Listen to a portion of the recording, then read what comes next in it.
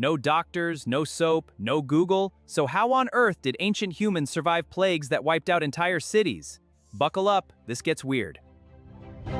Picture this: dirty water, raw meat, sleeping next to livestock, zero hygiene, basically a five-star resort for deadly germs, and nobody even knew it.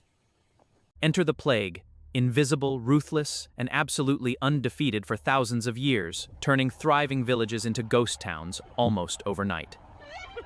Long before microscopes existed, ancient humans started noticing patterns. Sickness followed certain water, certain food, certain places. Survival began with simple observation. No one called it quarantine back then, but separating the sick from the healthy turned out to be one of humanity's smartest accidental discoveries ever. Cooking food wasn't just about taste. Fire accidentally killed off invisible killers, making one simple campfire one of the greatest survival tools in human history.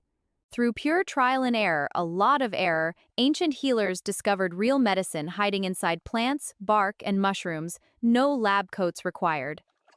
Every lesson learned the hard way got passed down around campfires. Story by story, survival became wisdom, and wisdom became humanity's first medicine textbook. While ancient humans had zero clue about immune systems, their bodies were secretly fighting microscopic wars every single day, and most of the time, they won.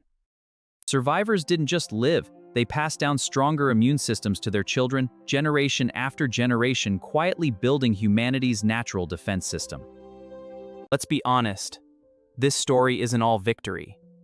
Millions didn't survive, and their loss is exactly why every surviving trick mattered so much to the rest of us. Every vaccine, every hospital, every health tip you've ever followed traces back to ancient humans who survived just long enough to figure it out first.